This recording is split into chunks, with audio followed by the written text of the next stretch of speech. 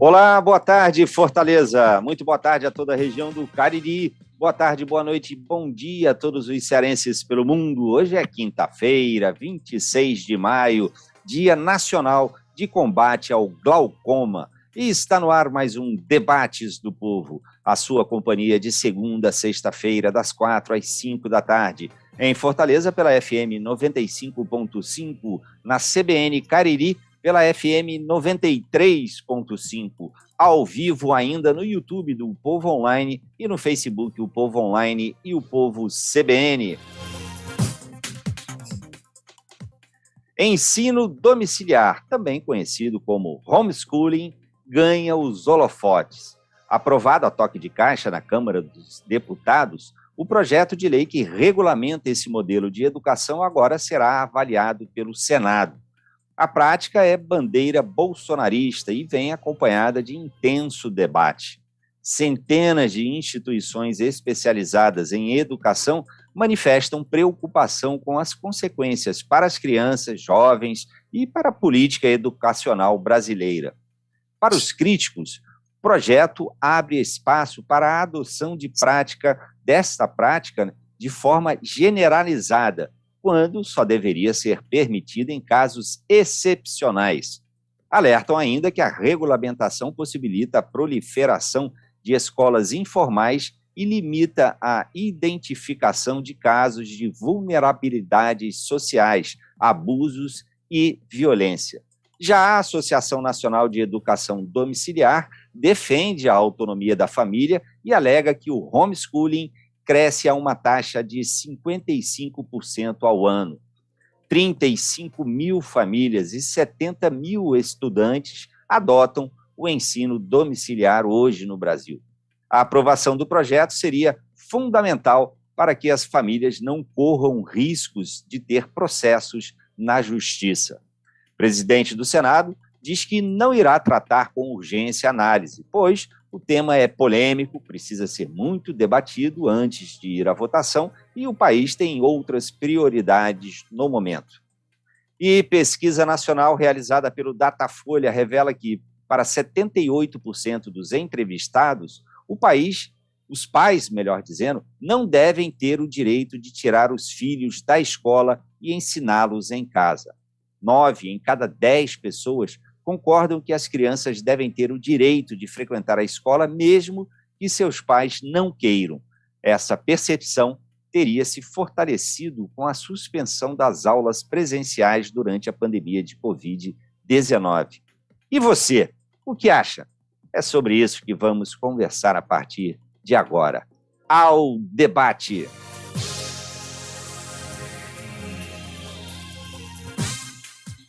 No programa de hoje, recebo aqui no estúdio intangível e material da Rádio Povo CBN, numa conversa remota com cada um em sua residência ou escritório, recebo Romualdo Luiz Portela de Oliveira, diretor de pesquisa e avaliação do SEMPEC, uma organização da sociedade civil sem fins lucrativos que trabalha pela promoção da equidade e qualidade na educação pública do país.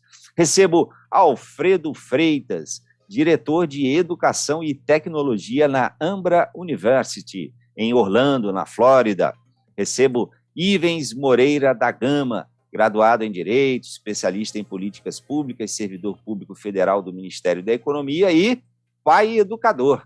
Faz homeschooling desde 2016. É pai de 3 filhos e é representante no Ceará da ANED, a Associação de Educação Domiciliar. Recebo também, claro, como sempre, como todos os dias, recebo você, que também participa do programa e interage conosco pelo WhatsApp, o 8596090099, ou pelo YouTube, o Povo Online. Pode mandar mensagens também pelo Instagram e pelo Facebook da Rádio Povo CBN. E agora também pode ouvir o Debates do Povo pelo seu aplicativo de podcasts favorito, Deezer, Spotify, Apple. Basta acessar o perfil da Rádio Povo CBN, clicar na aba Podcasts e acompanhar o episódio escolhido. Aproveita e compartilha com os amigos e amigas. São 16h10. Debates do Povo. Apresentação: Marcos Tardan. Muito boa tarde, Ivens, Romualdo e Alfredo. É um prazer recebê-los e ver, claro, que estão em boa saúde. Isso aqui é o mais importante. Vamos então começar? O fato do dia. O fato do dia, vamos às manchetes. Começando pela manchete do portal O Povo. Manchete neste momento é: Fortaleza quer vacinar todos os estudantes da rede municipal contra a Covid-19. No G1, a gente vai ver aqui que as manchetes estão bem variadas, pelo menos estava até o último momento que eu olhei. No G1, planos de saúde poderão subir até 15,5%. É o maior reajuste já aprovado. No UOL, esse também é o tema. A ANS aprova a maior alta em plano de saúde individual em 22 anos, 15,5%. Também é o tema do R7. Planos de saúde individuais e familiares poderão ter reajuste de até 15,5%, o maior em 22 anos. No Globo, a manchete é de outro tema. Aspas, ele está melhor do que nós aí dentro, fecha aspas, disse agente da Polícia Rodoviária Federal a mulher de homem asfixiado. Essa é a história de um cidadão que morreu dentro do porta-malas de uma viatura policial em Sergipe, uma história horrorosa. Esse é o tema também da Folha de São Paulo. Polícia Rodoviária Federal admite o uso de gás, mas diz que morte em viatura em Sergipe foi por mal súbito. Finalmente, para encerrar aqui esse passeio, a manchete do Estadão neste momento. A ANS autoriza ajuste de até 15,5% para plano de saúde individual e familiar. Aí, a maioria dos portais aqui neste momento, houve alterações nos últimos minutos, a maioria deles dando neste momento destaque para esse reajuste de 15,5% nos planos de saúde. Mas deixa eu ouvir a opinião agora dos nossos convidados, o que vocês consideram o fato do dia até aqui, ou seja, o que vocês prefeririam dar como manchete, escolheriam dar como manchete no seu portal de notícias. Pode ser alguma dessas que eu li ou qualquer outra. Romualdo, começando com você, na sua opinião, qual o fato do dia até aqui? Eu acho que ambos são igualmente estarrecedores. Eu destacaria, nesse caso, o aumento dos planos de saúde, realçando a importância da saúde pública e do SUS, né? Porque a maioria da população não tem condições de pagar planos de saúde e, mesmo assim, suportar esses aumentos, né? 15,5% não é pouca coisa, não. Ivens Gama, na sua opinião, Ivens, qual o fato do dia até aqui? Eu acho que os planos de saúde é um caso muito sério no Brasil, né? O acesso à saúde é muito precário. Uhum. E quanto à Covid, graças a Deus, as coisas estão ficando mais calmas e, aos poucos, esse assunto está saindo da mídia, que representa uma alegria para todos nós com a diminuição dessa pandemia. Muito bem, é isso aí, ainda bem mesmo. Mas não acabou, vale lembrar, a pandemia ainda não acabou. Alfredo Freitas, e na sua... Alfredo, na sua opinião, qual o fato do dia até aqui? Bem, eu colocaria um mix dessa questão de plano de saúde e só adicionaria ali que a família brasileira, na média, cada família contribui aí no final desse ano com mais de R$70 mil para o governo no total, né, considerando Estado, municípios e União. Então, a família paga R$70 mil por ano, em média, e ainda tem que desembolsar um grande valor de plano de saúde. Não sabia desse valor de R$70 mil, não. É assustador. Muita coisa. Na média. Muito bem, vamos lá, agora entrando bem no tema aqui do nosso programa de hoje. Ao optar, né, pelo ensino domiciliar, o tema do nosso programa de hoje, os responsáveis, só dando alguns esclarecimentos, depois vocês me corrigem aqui, porque vocês, claro, são especialistas na área, mas o responsável da família deve formalizar essa escolha junto a uma instituição de ensino credenciada, tem que fazer matrícula anual do estudante, apresentar uma série de documentos, né? entre os quais, por exemplo, a comprovação de escolaridade de nível superior de um dos pais ou responsáveis, tem que fazer relatórios trimestrais com a relação de atividades pedagógicas e avaliações anuais de aprendizagem. Também é necessário que ter o acompanhamento, né, de um docente tutor da instituição em que a criança estiver matriculada, né, e também tem regras para essas instituições de ensino. O texto aprovado na Câmara dos Deputados, porém, não foi exatamente defendido pelos aliados do presidente da República, não, né, que eles queriam um modelo sem restrições e regras, apenas com os pais decidindo a melhor forma de educar os seus filhos em casa. No Senado, o projeto vai para debate, votação, primeiro passando pela Comissão de Educação, e o presidente da comissão já disse que vai debater o projeto com todos os envolvidos no tema e que, pessoalmente, é contra a proposta. E vocês, o que acham do projeto? Estamos diante de um retrocesso ou de um avanço? Ivens, começando com você, Ivens. Não. Infelizmente, esse assunto entrou assim, muito forte em um debate político muito polarizado, infelizmente, porque, na verdade, as famílias querem liberdade, somente. A maioria delas, eu posso te garantir, não estão envolvidas nesse calor das discussões políticas, né? E esse assunto, ele não é novo, ele já acontece aqui no Ceará, inclusive, há muito tempo. Desde quando eu era adolescente, eu tinha conhecimento de pessoas que praticavam homeschool, né, principalmente filhos de missionários, e tínhamos amizade e tudo. Essas crianças, na época, voltaram para os seus países, hoje estão formados, levando vida normal. Então, mas isso na época era coisa de americano, né? Mas em 2015, por aí, quando os meus filhos agora estavam crescendo, né, de repente veio essa ideia com mais força, eu comecei a pesquisar, viajamos aos Estados Unidos, frequentamos lá um dos maiores eventos sobre homeschool, vimos a variedade de coisas e de métodos e de materiais, e voltamos decididos a iniciar o homeschool, né? Então, havia pouco material aqui na época, hoje já tem bem mais opções, e tutorias, e materiais traduzidos, e materiais produzidos aqui.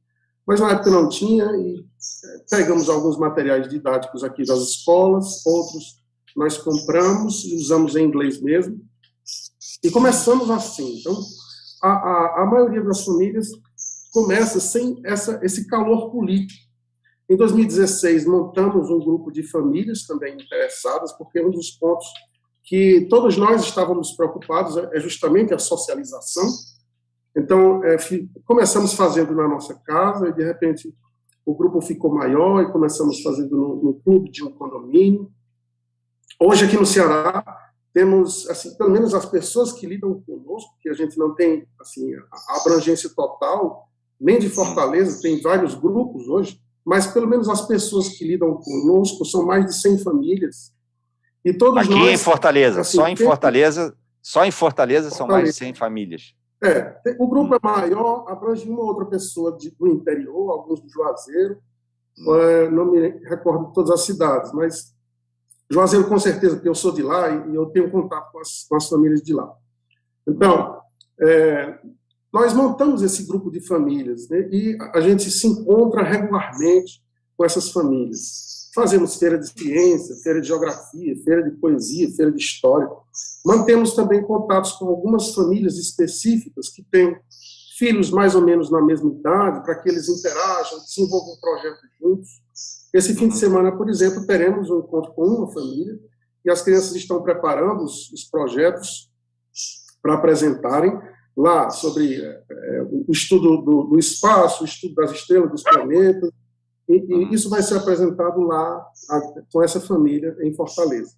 Mas, infelizmente, o debate ganhou um ciclo político muito forte, né? E virou bolsonarista e não bolsonarista, coisa que não estava na nossa agenda, digamos, de paz, né? E o que se luta, na verdade, é um direito pela liberdade, o direito da liberdade. E quanto mais liberdade, melhor. É isso que se pensa. mas nós entendemos que estamos no Brasil, não podemos gozar de uma liberdade plena, como todos gostaríamos, a gente se submete às fiscalizações, às restrições, ninguém está sendo contra isso, absolutamente. Ninguém está sendo contra se matricular numa escola e se submeter à fiscalização da escola. Ninguém está contrário a isso. Né? É só mesmo um debate filosófico da liberdade. Né? Mas nós entendemos que existem pessoas de todo tipo no Brasil e é necessário o Estado acompanhar. Aliás, se o Estado entra nesse assunto, é realmente a maneira que existe de coibir os abusos. Porque não tratar o assunto, proibir, por exemplo, o projeto de lei, o que é que vai resultar tudo isso? A maioria das famílias, pelo que eu conheço, não vão parar de educar seus filhos. Isso vai fomentar mais a informalidade e isso vai dar mais vazão a, eventualmente, alguma pessoa que tem más intenções. Então, o melhor que se faz é regulamentar, é uma associação, como a Constituição fala, que a educação ela precisa dessa associação de famílias e do Estado. Então, a gente se associa com as escolas, matricula e se submete às avaliações, à fiscalização que for necessária. Ok, vamos lá, deixa eu ouvir. Está aí a opinião inicial do Ivens Gana, que tem 3 filhos, não é isso? Que você pratica o homeschooling há quanto tempo? Há quanto tempo com eles? Desde 2016 para cá. Tá. E assim, só um detalhe, eu não ensino tudo. Eu não ensino tudo. Contrato professores, minha filha mais velha, de 14 anos, tem aula com uma professora de universidade, lá de São Paulo, ela tem aula de violino, por uma professora que é espala da Orquestra Sinfônica de São Paulo, professora de uma universidade. Okay. Meus filhos menores têm aula de piano, aula com professor profissional de xadrez, então eu não ensino tudo, mas eu coordeno, escolho os professores. Então, é o diretor aí da escola. Parceria das famílias e com professores, inclusive. Ok. Romualdo, que é também um especialista na área, o Ivan não deixa de ser um especialista, já que ele pratica o homeschooling, né? O Romualdo representa aqui uma das instituições que é contra, não é isso? Pelo menos a maneira como o projeto está colocado. Não é isso, Romualdo? Por favor, explique o seu ponto de vista. Em primeiro lugar, eu queria chamar a atenção que esse debate ele entra em pauta porque o governo federal definiu como um tema prioritário da sua ação na área de educação no país nesse momento. Isso me parece absolutamente inapropriado, porque os efeitos da pandemia sobre a educação brasileira foram devastadores. Nós tivemos aumento da evasão escolar, nós tivemos problemas de conectividade que fizeram com que uma parte grande da população não tivesse acesso à educação. Portanto, me parece inoportuno se discutir isso nesse momento. Nós temos outras prioridades na área da educação. Em segundo lugar, eu queria chamar a atenção que... Um cachorro aí latindo muito, não sei se é na sua casa, Romualdo. Meu cachorro é muito participativo. Tá certo. Mas vai lá, diga. Mas já ele acalma. Tá. Eu queria chamar a atenção que há um equívoco nesse debate, porque o direito de todo cidadão à educação é um direito do indivíduo, é um direito da criança. Os pais não podem usurpar esse direito das crianças. E aí, acho que há um equívoco conceitual nessa proposta. Por quê? Porque a escola permite uma socialização que é absolutamente essencial para se viver no mundo atual. Esta socialização implica no aprendizado a viver num mundo cada vez mais diverso, plural, e a escola é o espaço de formação para esta socialização. Os pais, quando optam por educar seus filhos em casa, eles estão privando seus filhos desta experiência fundamental, usurpando o direito das crianças em nome de uma liberdade que não lhes cabe. O direito é da criança, não é do pai. Outra coisa completamente diferente é que é óbvio que a família tem um papel muito importante na educação do filho, como os nossos filhos têm a nossa influência na sua educação, na nossa pressão sobre a escola para ela ser com essa orientação ou com aquela orientação, né, satisfazendo os valores da família, Mas eu queria ressaltar que o direito é da criança, não é do pai. E, portanto, o pai priva a criança de uma experiência absolutamente fundamental para a vida, para o longo da vida, que ela necessita nesse momento via escola. Ok. Está aqui a opinião. E agora, para encerrar essa primeira rodada aqui, queria ouvir o Alfredo. Alfredo, que você está nos Estados Unidos neste momento, é isso, Alfredo? Eu trabalho numa instituição nos Estados Unidos, na Embry University, e quando eu estava ouvindo aqui o Romualdo, ele falou, até anotei aqui, ele falou de plural e diverso, e lembrou uma conversa que eu tive com uma pesquisadora de educação da Universidade de Western, em London, Ontário, quando eu morei lá em 2018 e 2019. E ela tinha mudado o filho dela para a escola que as minhas filhas estudavam. Eu perguntei para ela por que ela mudou o filho dela de escola. Ela falou, olha, na escola que meus filhos estudaram, uma escola boa, mas estava tendo muito casos de bullying. Meu filho não estava envolvido nem como vítima e nem como o bully, mas essa questão, esse ambiente, gerou com que eu mudasse o meu filho de escola. E o que a gente percebe em termos de dados nos Estados Unidos é que muito, especialmente das pessoas que decidem pelo homeschooling ou pelo ensino, pela educação domiciliar, são pessoas que entendem que o ambiente escolar a qual elas têm acesso não é o melhor ambiente para a educação dos seus filhos. Então, esse entendimento, na verdade, muitas vezes tem o caso das pessoas que já têm realmente essa questão que o Ives comentou, as pessoas estudam, buscam, etc. Isso é uma parcela normalmente pequena. A maioria das pessoas que busca essa solução são pessoas que percebem que o ambiente escolar não é favorável. Então, realmente, eu concordo ali com o Romualdo que a gente tem que entender a educação de forma plural e diversa e buscar solução de qualidade, pensando na criança em primeiro lugar. No entanto, nós temos também problemas pontuais e problemas em várias unidades escolares. E esses problemas acabam afetando esse direito da criança até a escola. Uma outra coisa que eu concordo aqui com ambos os colegas é que, do ponto de vista, o Romualdo comentou também, se não estou enganado, entendi que é prioritário pelo governo. Eu acho que não é essa educação domiciliar, ela, concordo ali um pouco com isso, vai ampliar a liberdade, mas ela não é uma solução mágica que vai resolver os problemas da educação. O Brasil está com uma situação muito difícil, desafiadora de educação. As pessoas saem do ensino médio e saem analfabetos funcionários, não sabem ler, não sabem construir uma redaçãozinha simples, contar uma história argumentativa, não sabem fazer o básico de matemática, e eu acho que esses problemas eles precisam ser resolvidos, esses problemas básicos fundamentais. Então tem que tratar a prioridade. Eu acho que o homeschooling ele não é uma solução que vai magicamente resolver os principais problemas da nossa educação. Concordo ali com o Ives quando ele disse que vai ampliar a liberdade de alternativas, realmente cria um novo caminho.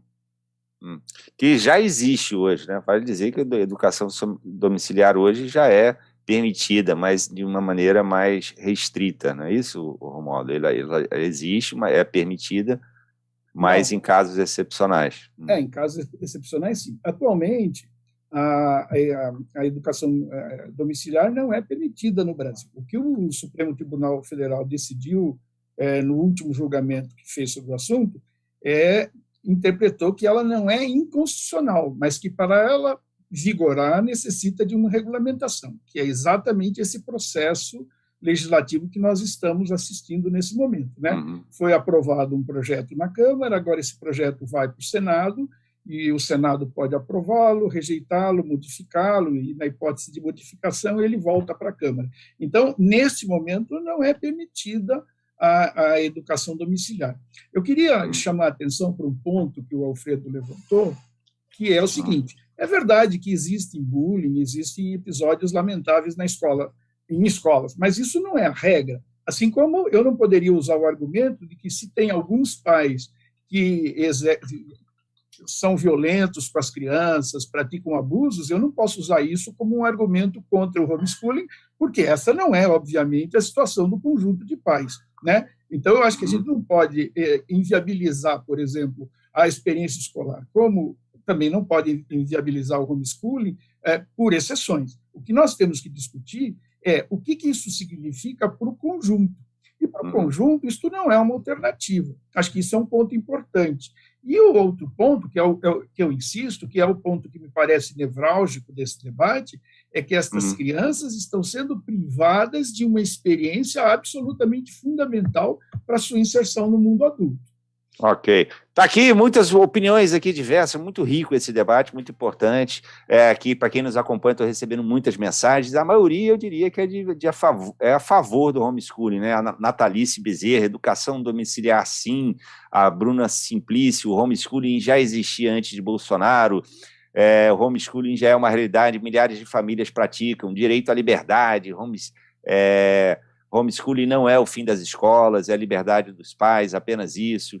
A Bárbara Perla também, sim, a educação domiciliar no Brasil, que é uma realidade há mais de 30 anos, mas tem também quem critique, como, por exemplo, o Alexandre, aqui de Fortaleza. Sou totalmente contra o homeschooling. Fico imaginando o professor pai falando sobre ditadura, ciência e comportamento, mostrando todo o seu lado tendencioso. E para a interação social de uma criança, troca de culturas e entendimento de outros seres humanos, o homeschooling não ajuda. Está aqui palavras do Alexandre, aqui de Fortaleza. Eu vou ter que chamar aqui o primeiro intervalo do nosso programa de hoje, lembrando que o intervalo aqui é só para quem aqui na rádio, né, na transmissão pelo rádio. Quem nos acompanha pelo YouTube e Facebook não tem intervalo. São 16 horas e 32 minutos. Até já. Muita gente mesmo participando, mandando mensagem. Já eu leio mais algumas. A gente se estendeu um bocado aqui nesse primeiro bloco, então esses outros 2 blocos vão ser um pouco menores, tá? Mas vamos lá. Continuando, aqui acho que tem muitos temas aqui para a gente, de fato, abordar, muitos aspectos, né, da educação. Você, o Ivens, como é que você lida com essas questões que, por exemplo, o ouvinte aqui que mandou uma mensagem agora há pouco, criticando sobre essas interpretações, a maneira como aborda fatos históricos, por exemplo. Você se sente absolutamente seguro quanto a isso? E como é que você responde também a uma crítica muito importante, que é essa que o Romualdo fez, no que se refere, e os ouvintes também, no comportamento, na convivência, né? Você não percebe que seus filhos têm carência de toda a riqueza de um comportamento, né, social mais intenso com outros alunos, outros estudantes da mesma faixa etária? Não, pelo contrário, né? Os pais são os mais interessados nisso, e a gente procura inseri-los em vários ambientes. Quando a gente estava, antes da pandemia, a gente colocou as crianças nos escoteiros, então tinha toda aquela interação. Tem a igreja, as crianças interagem com outras crianças na igreja. Nós desenvolvemos um projeto também educacional com crianças mais carentes, então eles participam ensinando música, literacia, numeracia. Aqui em casa, a gente tem algumas famílias que trazem seus filhos. Minha filha mais velha ensina para eles também musicalização e alfabetização. Então, é muito dinâmico tudo isso, né? Então, eu não vejo absolutamente esse tipo de coisa. Apresentações em teatro, já se apresentaram no Teatro José de Alencar, tocando instrumentos. Então, eu não vejo absolutamente, assim, eu entendo que esse discurso da socialização na escola, e acho super importante, mas a escola não é um grande detentor desse poder de socializar uma criança, né? A criança se socializa na família, em primeiro lugar, depois família ampliada, depois os ambientes externos, e isso a gente tem várias opções, tem esporte, tem música, tem igreja, tem os escoteiros, tem parques, enfim, é muito variado isso. Então, eu acho meio falacioso o discurso da socialização na escola. Não vou criticar a socialização, eu poderia fazer várias críticas, não vou, porque... Pode fazer as críticas, não tem problema não. Olha, essa música quer dizer que a gente está voltando aqui para a transmissão da rádio, e eu vou te dar a palavra para você concluir o seu raciocínio, tá bom, Ivan? Só antes, eu te dou a palavra agora para você concluir o seu... Estamos de volta hoje conversando sobre essa polêmica em torno da educação domiciliar, ou do chamado também homeschooling. Estou recebendo aqui Alfredo Freitas, diretor de Educação e Tecnologia da Ambra University, o Ivens Moreira Gama, que é um pai educador, né? Tem três filhos que estão sendo educados nesse modelo, e estão recebendo também o Romualdo Oliveira, que é diretor de avaliação do SEMPEC, que é uma organização especializada para trabalhar na promoção e equidade e qualidade da educação no país. E o Ivens estava concluindo o raciocínio dele sobre crítica, e muitas críticas que ele poderia fazer a quem critica o homeschooling, e eu falei que você tinha liberdade. Por favor, diga lá, Ivens. Só voltando ao tema da socialização, eu vejo muito falacioso esse discurso que a escola detém esse poder de socializar uma criança. Eu vinha explicando que você faz isso de várias maneiras, não só na escola. Começa na família ampliada, e outros ciclos mais de fora, como igreja, como escolas de esporte, de música, escoteiros. Os nossos filhos participaram um tempo dos escoteiros, já estiveram também em escola e são muito ativos na igreja, tem apresentação em teatros. Então, isso é muito variado, e a gente pode até mesmo enriquecer mais essa socialização. E, assim, nada impede do Estado querer. O que você vem fazendo? A gente mostra com foto, relatórios, ninguém se esconde fazendo o homeschool. Então, isso é meio falacioso. E, assim, problemas de socialização a gente encontra muito fácil na escola. Já até foi mencionado aqui o bullying, que é só um deles. Mas você colocando o Estado para acompanhar as famílias e vendo que está sendo oferecido para a criança convivência com outras crianças, com outras famílias educadoras, inclusive, que a gente vem fazendo isso desde 2016, isso é plenamente suprido. Então, é falacioso esse argumento de que a socialização só acontece na escola. É falacioso. A outra pergunta, eu perdi, a primeira. Uma era sobre socialização e a outra era o que mesmo?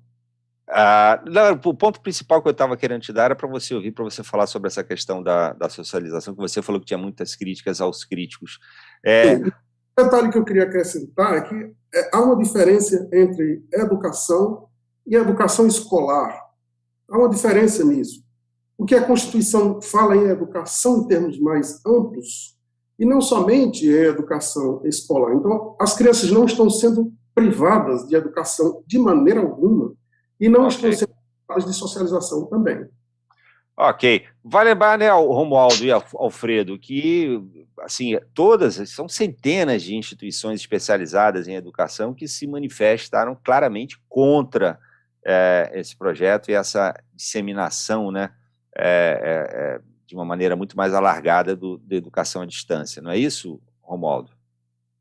São mais de 400 entidades científicas, sindicais, entidades da sociedade civil em geral, que chamam a atenção para os riscos desse projeto. Eu queria fazer um pequeno reparo nessa discussão sobre a socialização, porque uma coisa é a socialização que é propiciada pela família, que é uma socialização entre iguais, que é do nosso ciclo de amizade, é na igreja, de pessoas que compartilham com a mesma visão de mundo. A socialização que a escola permite é uma socialização plural e diversa, que é absolutamente essencial para se viver na sociedade contemporânea, que não é propiciada por essas outras formas de socialização. Então, eu não acho que seja falacioso o argumento, ao contrário, ele é um argumento bastante poderoso, do meu ponto de vista.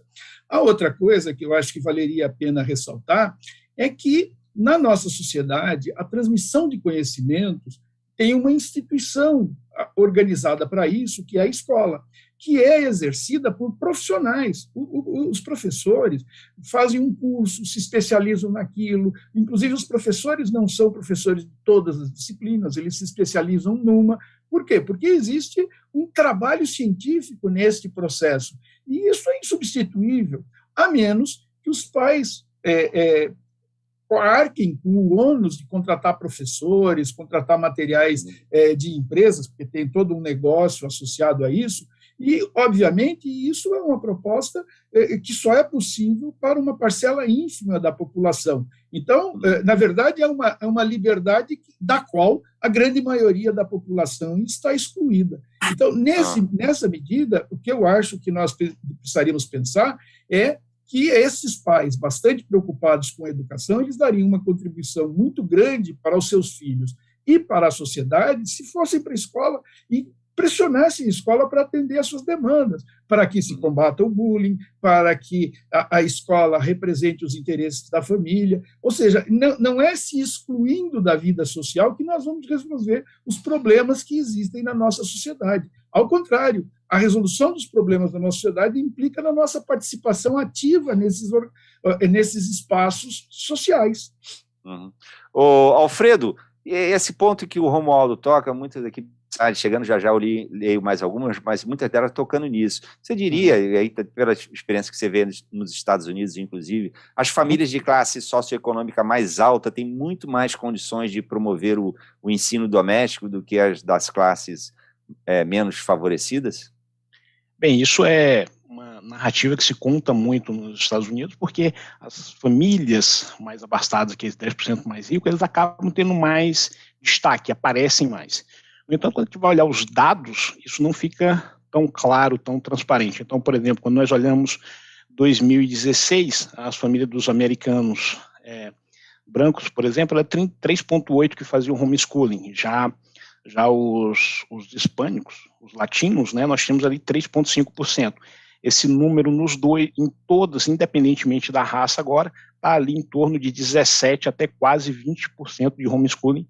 No dado do ano passado, uma estimativa, não é censo, tá, nos Estados Unidos. Então, esse dado ele ainda não estou falando de censo, é uma estimativa. Então, cresceu muito o homeschooling nos Estados Unidos nos últimos 2 anos por conta da pandemia. Eu queria tocar num ponto que o Romualdo falou, Marcos, se você me permite, a parte de conteúdo, de formação de aprendizado.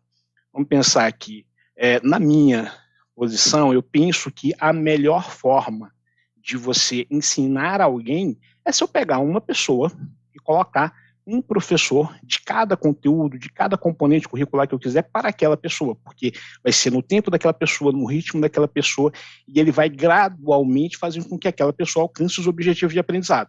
Então, vamos pensar assim, o que seria o melhor da educação teoricamente? Seria eu ter vários professores para cada estudante. Então, eu tenho ali uma situação onde eu contrato um professor de matemática, de português, se eu estou falando de direito, que é a formação do nosso colega Ives aqui, eu contrato um professor de constitucional, e aí eu peço para o aluno faça uma petição, faça um determinado despacho, como se você fosse um juiz, e aí alguém vai lá e dá um feedback para aquela pessoa e ela aprende muito mais rápido. Só que isso seria um extremo. O outro extremo, que é o extremo de reduzir custos, a gente coloca ali 100 pessoas numa sala de aula e nós colocamos um sujeito chamado professor para falar para essas 100 pessoas. Isso pode ser feito presencial ou via internet. Por quê? Porque nós vamos diluir o custo daquela pessoa, daquele professor, para os 100 alunos. Então, a educação é algo necessariamente humano. As pessoas aprendem com contato, feedback e acompanhamento de pessoas para pessoas.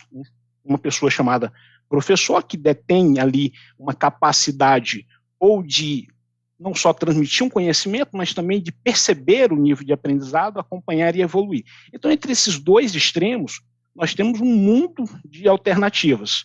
Normalmente, o que eu percebo temos que ter muito cuidado na educação pública, quando a gente aumenta muito o número de alunos por professor na sala de aula, ali a gente percebe claramente uma deteriorização da qualidade. Então, quando você vai ver todas as pesquisas de qualidade de ensino, você tem um item que fica recorrente, quantos alunos nós temos por professor, isso no ensino médio, no ensino fundamental e especialmente no ensino superior.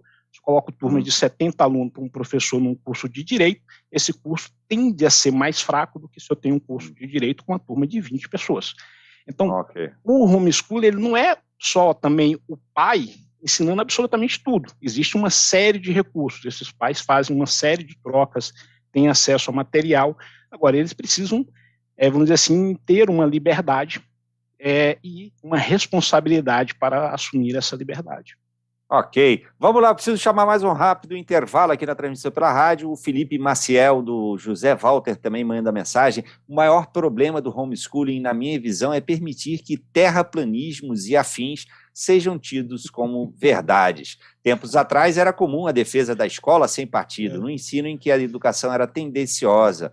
Será que no homeschooling a gente não vai ter a institucionalização de uma perspectiva de educação parcial, enviesada e deseducadora? Marcos, posso contar uma história da minha rapidinho, que eu tenho que chamar o educação? intervalo.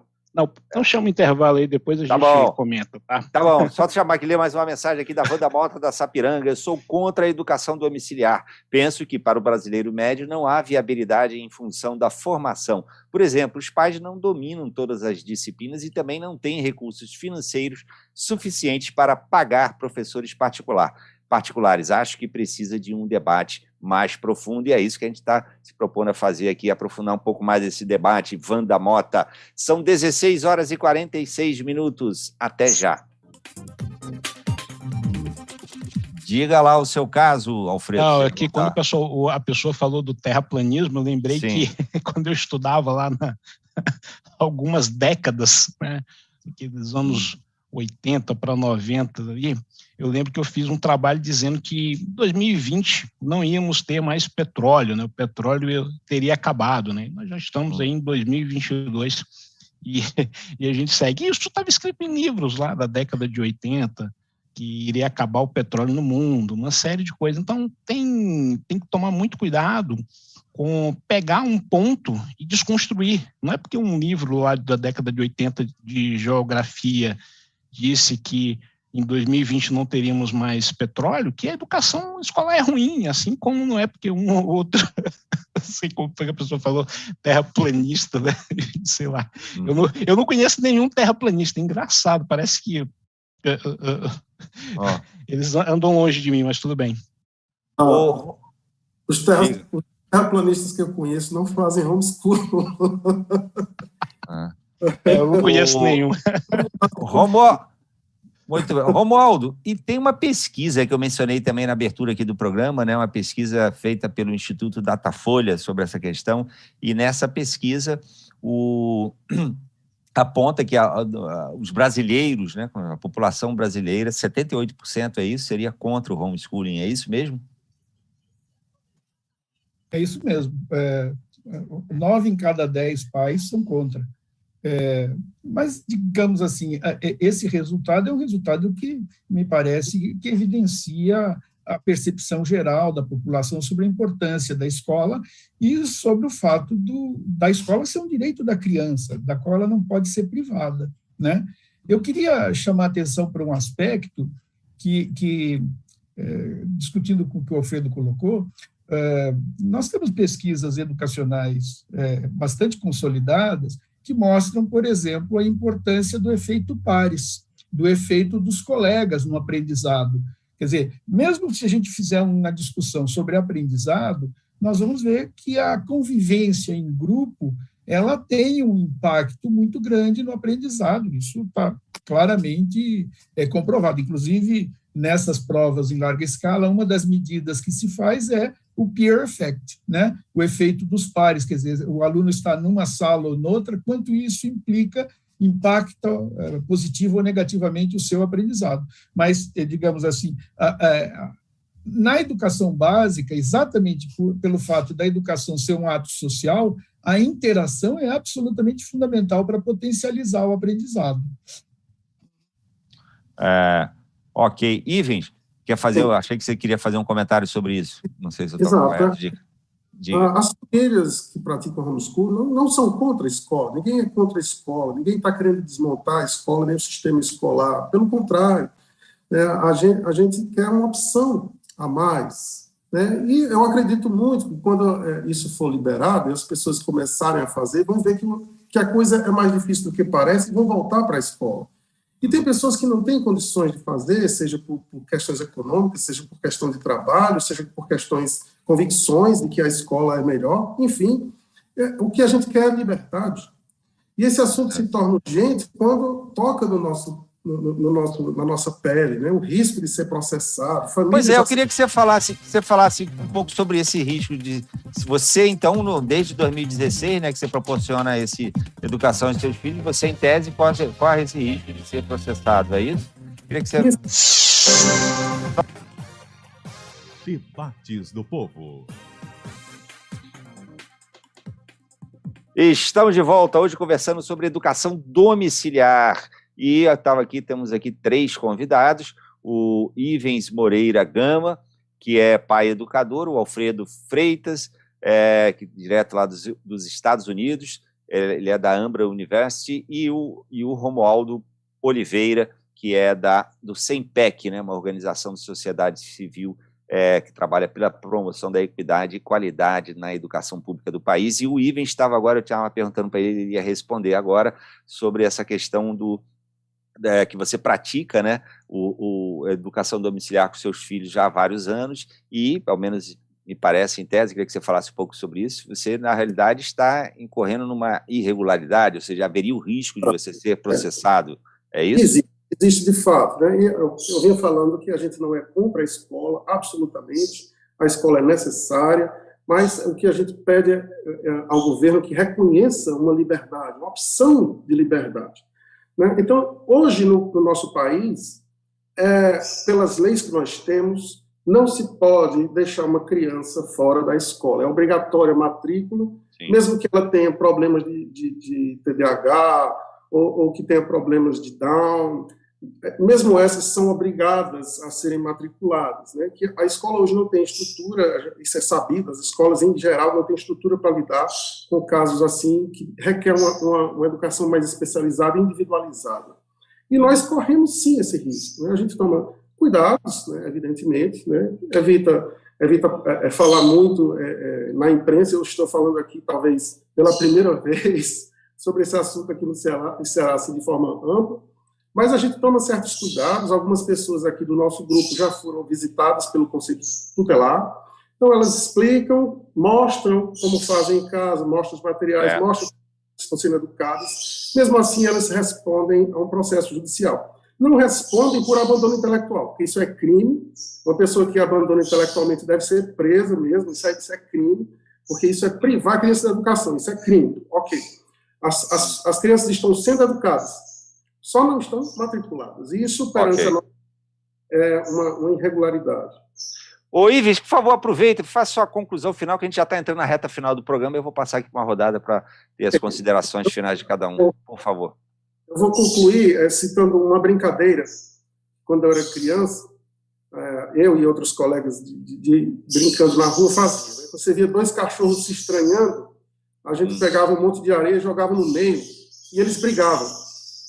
E eu quero trazer essa ilustração para dizer, nós não somos inimigos das escolas, né? O projeto de lei traz essa parceria entre família e escola, e a gente tem que aproveitar isso. As famílias e o governo e as escolas devem aproveitar isso para regulamentar da melhor forma possível, dando essa liberdade às famílias, coibindo eventuais abusadores, que a gente não tem notícia de nenhum, mas vai que aparecem pessoas que querem se aproveitar desse movimento para fazer coisa errada. Devemos unir as mãos contra isso, contra abusos, contra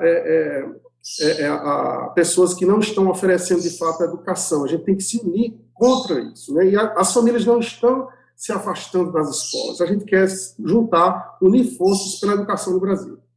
Ok. Alfredo, muito obrigado, Ivens Gama. Alfredo Freitas, e as suas considerações finais? O que a gente não falou? Deve ter muito assunto aí que a gente não chegou a abordar, né, relativo à educação domiciliar, mas o que você destacaria aqui nas suas considerações finais? Bem, eu penso que em educação a diversidade e a liberdade é sempre bom. Quanto mais diverso for a variedade de oferta metodológica, de opções de educação, melhor para a sociedade, porque as pessoas são diferentes e elas precisam aproveitar ali as suas individualidades. Em termos de projeto de lei, eu acho que o projeto de lei, eu gostaria de ver algo, talvez, aí o meu viés dos Estados Unidos, algo um pouco mais diversificado, onde o governo federal desse uma autonomia para que os estados, cada um, encontrasse o seu modelo. Então, nós tivemos uma centralização muito grande no governo federal, criando ali uma única solução. E, normalmente, quando a gente fala também sobre pesquisa de ensino, e eu lembro que eu já perguntei para vários pesquisadores de educação, eu pergunto qual é o principal problema da escola pública. E teve uma pesquisadora que articulou isso muito bem, a padronização. É um único modelo para todo mundo. E essa padronização, parece-me que ela foi muito forte nesse projeto de lei que foi aprovado Do outro lado, também eu não acho que isso vai ser a solução da educação pública e da formação. Eu penso que a gente tem diversos problemas e eu gostaria de ver, por exemplo, o que está lá no projeto de lei, algo que poderia ser aprovado talvez para melhorar a educação como um todo, que é uma avaliação anual. Então, nós poderíamos fazer uma avaliação anual com estudantes, para que essa avaliação anual talvez determinasse ali recursos para a instituição. Então, vamos fazer, por exemplo, pegar essa avaliação que está sendo pensada para o pessoal que vai fazer a educação domiciliar, vamos aplicar ela, por exemplo, para todo mundo, de todas as escolas, e talvez as escolas que alcançarem os estudantes um índice melhor, tenham algum tipo de recurso para que a gente crie um incentivo em busca pela qualidade na formação. Ok, muito obrigado, Alfredo Freitas. O Leonardo da Vajota diz que o ensino domiciliar é uma realidade do Brasil e que é uma metodologia pouco utilizada. O único problema é que, por ser uma pauta defendida pelo Bolsonaro, gera polêmica. A professora Helenilda Martins, do Conjunto Siqueira, os defensores do ensino domiciliar só querem um tipo de socialização, aquilo que eles querem como certo. O ensino nas escolas convencionais, a socialização prima pela diversidade dos indivíduos, pelo aprender a viver com o outro. Pais não podem negar isso às crianças e adolescentes. E o Álvaro Câmara Figueiredo diz: o senhor Romualdo é contrário, e foi muito bem respeitoso. O parabenizo por isso nesse debate, já que ultimamente é tão chato debater isso. Sou a favor, mas gostei da postura dele. Romualdo, as suas considerações finais, Romualdo, o que a gente não falou e que precisa ser dito? Eu queria agradecer as palavras desse ouvinte, e dizer que é um aprendizado na sociedade democrática a gente ouvir opiniões divergentes, interagir com elas, e esse é o projeto educativo da escola, né? A escola é esse espaço de construção do diálogo, da convivência entre os diferentes. Nós não precisamos brigar quando a gente diverge, a gente pode conversar e provavelmente a gente cria as condições para chegar a um acordo. Eu queria enfatizar na minha última intervenção a ideia de que é legítimo ao Estado preservar o direito de todos. Por exemplo, nós temos uma jurisprudência na sociedade brasileira que diz o seguinte, que as pessoas não podem se recusar a sofrer uma transfusão de sangue se a sua vida está ameaçada. E, neste caso, o direito à vida se sobrepõe ao direito de opção religiosa, por exemplo, da pessoa. Esse é o entendimento da nossa jurisprudência, ou seja, para preservar um direito que é superior ao outro, do ponto de vista legal aqui, o Estado intervém. Eu acho que é legítimo a educação compulsória, porque o Estado preserva o direito da criança. A criança não pode ser impedida de frequentar a escola por uma decisão dos pais. Seria usurpar um direito que não lhes cabe. Outra coisa é os pais orientarem o tipo de educação que a criança vai ter na escola, o tipo de metodologia que vai sofrer, porque isso nós temos na legislação a previsão de uma pluralidade de métodos de ensinar e aprender. Está na Constituição, né? E, portanto, é legítimo. Então, eu queria chamar a atenção que as preocupações dos homeschoolers me parecem justas, mas a forma da gente resolver isso é a gente se unir e forçar que as escolas melhorem e atendam mais às demandas da comunidade. Não é uma alternativa se isolar do conjunto. Ok. Muito bacana. Muito obrigado. De fato, é um debate, agradeço demais a vocês, foi um debate muito respeitoso, muito importante, é bacana que se dê sempre dessa maneira, porque a gente precisa trocar essas ideias sempre. O Álvaro Câmara Fernandes manda aqui me corrigindo que eu falei o nome dele errado, mas está aqui feita a correção. Agradeço também a Caroline Barroso, Dermeval Carneiro, José do Guararapes, Zé Eduardo do Edson Queiroz, Wesley Fonseca, Natalice Bezerra, Hélio Lima, tanta gente participou, mandou mensagem. Agradeço demais a todos vocês pela companhia, pelo prestígio da sua audiência, da sua companhia, da sua interação conosco. No programa de hoje tivemos no áudio Adalto Rosa, aqui em Fortaleza, e Carlos Maxwell, no Cariri. Assistente de estúdio, Mariana Rebouças. Produção, Letícia Lopes, Sara de Queiroz e Alan Dantas. Direção de jornalismo, Jocélio Leal. Apresentação, Marcos Tardan. Na sequência, no AM 1010, você fica com Trembala, não para, não para, não para, não para, não para. E no FM para Fortaleza e o Cariri, você fica com o repórter CBN, em seguida o ponto final. Ivens, Romualdo, Alfredo, prazer recebê-los, foi ótimo o papo, agradeço demais, saúde e paz a todos. Grande abraço. Obrigado, um abraço, Alfredo, um abraço, Ivens, tudo de bom para vocês. Obrigado, Marcos, foi um grande prazer. Tchau, valeu. Obrigado, Ives, obrigado, Romualdo.